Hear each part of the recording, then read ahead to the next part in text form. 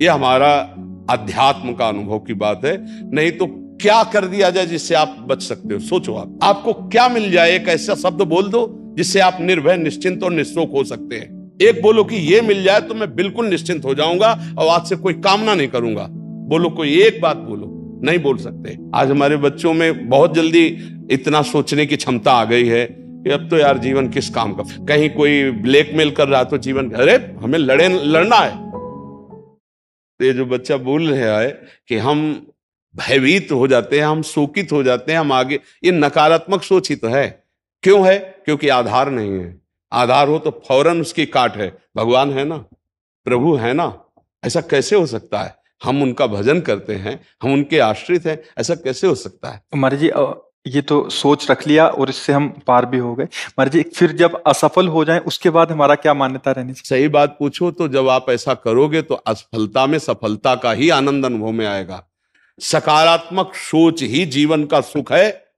नहीं तो दुख और सुख और जय और पराजय ये टिकाऊ नहीं है। जैसे दिन टिकाऊ नहीं है, ऐसे रात टिकाऊ नहीं, ऐसे सुख टिकाऊ नहीं है, ऐसे दुख टिकाऊ नहीं। कोई सदैव विजयी नहीं रहता, कोई सदैव हारता नहीं, कोई सदैव सुखी नहीं रहता, कोई सदैव दुखी नहीं रहता। ये क्रम चलता रहता है। दुख के अवसर पर हमें हमारे विचार बचाते हैं हमको। अभी हम अपने विचार में अपने को बीमार मान ले तो हम कल से आने लायक नहीं रहेंगे। ध्यान रखना, हम आज अब भी नहीं मानते कि हम बीमार हैं। तो हमारी निगेटिव सोच जो है ये बिना भजन के नहीं जाएगी। और अगर ये बनी रही तो अरबों रुपया हो, खूब बड़ा पद हो, पति, व्यवस्था, पत्नी, सब कुछ हो, लेकिन नकारात्मक सोच तुम्हें चैन से नहीं रहने देगी। पक्की बात मान लीजिए। इसको सुधारना है तो सत्य पे आइए, धर्माचरण कीजिए, पवित्र चरित्र रखिए और नाम जप कीजिए। आपकी सोच बदल जाएगी। देखो, आपकी सोच अच्छी है तो आप थोड़ा कम पैसे वाले भी है ना, गरीब भी हैं, तो मस्त रहेंगे। सोच सही नहीं है तो चाहे आपके पास अरबों रुपया हो, आपका जीवन नरक जैसा रहेगा। क्योंकि आपकी सोच अशांति, कलह, नाना प्रकार की वासनाओं में, खेल में फंसाकर आपको नष्ट कर देगी। तो हमें लगता है कि बिना अध्यात्म के चिंता, भय, शोक इसका दूर होना बहुत कठिन है। नाम जप करो, चरित्र पावन रखो। आज प्रायः चरित्र को हम नहीं सुरक्षित रख रहे। तो ये समझ लीजिए कि चरित्रवान के पास ऐश्वर्य चरण चूमता है। चरित्रहीन चाहे आप जितना धन एकत्रित कर ले, शांति और सुख का अनुभव नहीं कर सकते। अब ये बात शास्त्र की और संतों की मानना स्वीकार करो तो अभी आनंद की अनुभूति हो जाए। हमारा चरित्र देखो, हम राम चरित्र गाते हैं।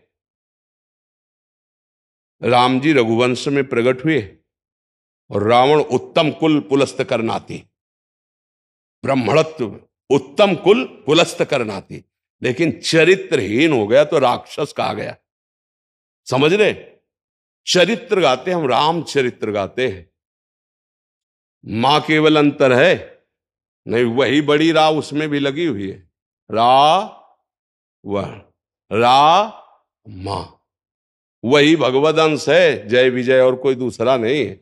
ये लीला करके दिखाया कि एक चरित्रहीन हो गया तो राक्षस है, और चरित्रवान वही भगवान।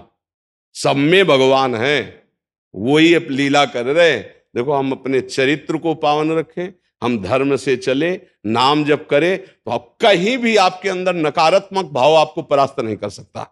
ये हमारा अध्यात्म का अनुभव की बात है। नहीं तो क्या कर दिया जाए जिससे आप बच सकते हो? सोचो, आपको क्या मिल जाए? एक ऐसा शब्द बोल दो जिससे आप निर्भय, निश्चिंत और निःशोक हो सकते हैं। एक बोलो कि ये मिल जाए तो मैं बिल्कुल निश्चिंत हो जाऊंगा और आज से कोई कामना नहीं करूंगा। बोलो, कोई एक बात बोलो। नहीं बोल सकते, क्योंकि एक के साथ हजारों बातें लगी हुई हैं। एक केवल वो है कि परमात्मा मिल जाए तो फिर सब पूर्ण हो जाए। जिसके पाने के बाद कुछ पाना बाकी नहीं रहता, जिसके जानने के बाद कुछ जानना बाकी नहीं रहता, और जिसको अनुभव करने के बाद कोई भय नहीं रहता। 5 वर्ष के प्रहलाद जी हैं, त्रिभुवनपति हिरण्यकश्यप है, सकारात्मक सोच है, मेरा हरि मेरी रक्षा कर रहा है, बाल बांका भी नहीं कर पाया, नहीं कर पाया ना। हाँ, अगर हमारी कभी पराजय होती तो उस समय भगवान इतना बल देते हैं, इतना सुख देते हैं कि वो पराजय क्षण में नष्ट हो जाती है, हमें शोक नहीं होता। देखो, बड़े बड़े भक्तों को पराजय का मुख देखना पड़ा, धर्मराज युधिष्ठिर अभिषेक हुआ, इंद्रप्रस्थ के सिंहासन पर चक्रवर्ती सम्राट पद पर बैठे, कपटियों ने कपट करके परास्त किया। 12 वर्ष का वनवास, 1 वर्ष का अज्ञातवास, परिणाम भारी कष्ट सहा।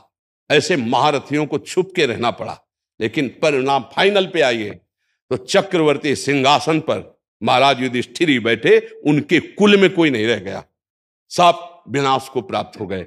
तो हमें लगता है धर्माचरण, भगवद आश्रय, पराजय कभी होती भी है तो वो विजय की ही आशा पुष्ट करती है, और भगवान इतना बल देते हैं कि पराजय उसे दुख नहीं दे पाती है। तो इसलिए हमें नाम जप करना चाहिए, भगवद आश्रित होकर के अध्यात्म को समझना चाहिए।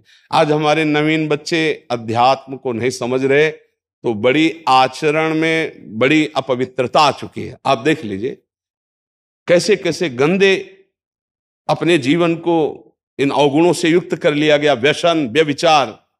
अब ये अध्यात्म का ज्ञान ना होने के कारण अपना नाश कर रहा है।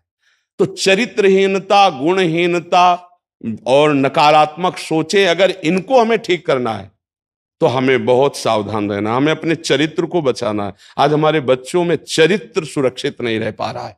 आज बच्चों का जीवन बड़ा संकटपूर्ण जा रहा है।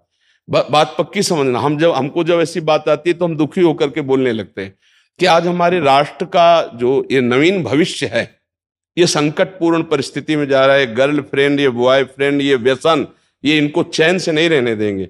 नवीन नवीन अवस्था के बच्चे हैं, जब गंदे आचरणों में फंस जाते हैं, अब उनको ब्लैकमेल किया जाता है। वो अपने माँ बाप से बता नहीं सकते कि दूसरे से कहने घुटते रहते हैं, और अगर ज्यादा घुटन आ गई तो अपने आप को। तो इसलिए हमें लगता है अध्यात्म को समझा जाए और नाम जप करते हुए चरित्र पावन रखा जाए। आपका इसमें कोई संशय? हाँ, आप अच्छे आचरण वाले बने, खूब नाम जप करें और धैर्यपूर्वक विश्वास रखें कि भगवान मेरे साथ हैं। अगर कभी ऐसी हार या पराजय या दुख आता है तो हम उसको सहने के लिए धैर्यवान रहें। हम उसमें इतना निगेटिव न सोच जाए कि हमारा जीवन से ही निराशा हो जाए। आज हमारे बच्चों में बहुत जल्दी इतना सोचने की क्षमता आ गई है कि अब तो यार जीवन किस काम का। कहीं कोई ब्लैकमेल कर रहा तो जीवन, अरे हमें लड़ना है। हम कल भी कह रहे थे कि बच्चों को चाहिए माता पिता से दोस्त जैसा व्यवहार करें, और माता पिता को चाहिए कि बच्चों से दोस्त जैसा व्यवहार करें। दोनों आमने सामने बैठकर उनके हृदय की बात को जाने और उनको दोस्त की तरह सपोर्ट करें, तो आगे बढ़ सकते हैं, वो दलदल में फंसे हुए निकल सकते हैं। नहीं तो कई ऐसे गंदे बच्चे होते हैं जो अच्छे बच्चों को अपने विषय जाल में फंसा करके उनके जीवन को बर्बाद करते हैं। बकाया नकारात्मक सोच के लिए नाम जप बहुत जरूरी है। चाहे आप स्त्री हो, चाहे पुरुष हो, चाहे गृहस्थ हो, चाहे विरक्त हो, जब तक नाम जप नहीं करोगे, आचरण पवित्र नहीं रखोगे, तो वास्तविक सुख का अनुभव नहीं होगा। नाम जप बहुत आवश्यक, इसलिए हम सबसे प्रार्थना करते हैं नाम जप करो, शराब मत पियो, मांस मत खाओ, पराई माता बहनों की तरफ गंदी दृष्टि से मत देखो, गंदे आचरण मत करो। ये मनुष्य जीवन ऐसे गंदी बातों के लिए नहीं मिला। गृहस्थी में हो तो धर्माचरण करते हुए धर्म पूर्वक विषय भोगो और नाम जप करो, भगवान को प्राप्त हो। जी।